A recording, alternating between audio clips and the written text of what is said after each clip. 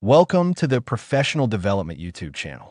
This is where business strategy, technology, and professional growth intersect.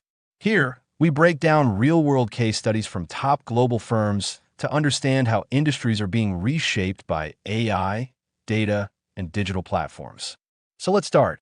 For decades, the business model of professional services firms like PwC was remarkably simple. Sell human time. Hire smart graduates, put them to work on complex problems, and bill clients by the hour. They hired the smartest graduates from top business schools, put them in front of spreadsheets for 80 hours a week, and billed clients by the hour. But by 2024, a crisis emerged. Clients began to ask, why am I paying $300 an hour for a junior associate to summarize a 500-page contract when an AI can do it in 6 seconds for 6 cents? PwC realized their product, human time, was being devalued. They were sitting on a mountain of cognitive debt, manual tasks that were slow, expensive, and increasingly obsolete. Instead of panicking and cutting staff, PwC leadership made a counterintuitive move. They announced a $1 billion investment in AI. But it wasn't spent on buying licenses. It was spent on building a factory.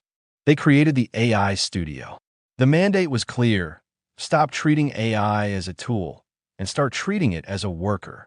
They moved away from shadow AI, where every employee used their own favorite bot, to a centralized command center.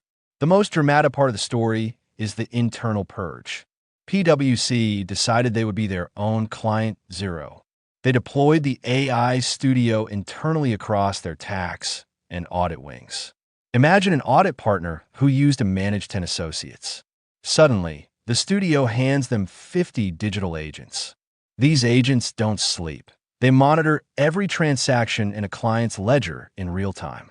The partner's job changed overnight from reviewing work to managing a digital workforce. By early 2026, they reached a milestone: 500,000 hours saved per month. That is the equivalent of adding thousands of free employees to the firm without hiring a single person. This is where the business strategy gets spicy for students. If you save 500,000 hours and you bill by the hour, you just lost a massive amount of revenue. PwC used the AI Studio to force a business model pivot. They are shifting from hourly billing to value-based billing. Asterisk old way.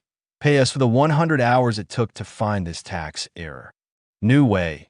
Pay us a percentage of the $10 million our AI Studio found in 5 minutes.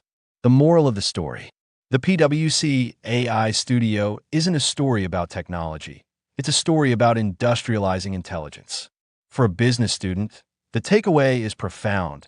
The competitive advantage of the next decade isn't knowing how to use AI. It's building the infrastructure that allows AI to work at scale. PwC stopped being a service firm and started becoming a platform firm. Such steps lead to the cannibalization dilemma. If PwC's AI Studio makes their work 50% faster, should they lower their prices or increase their profit margins?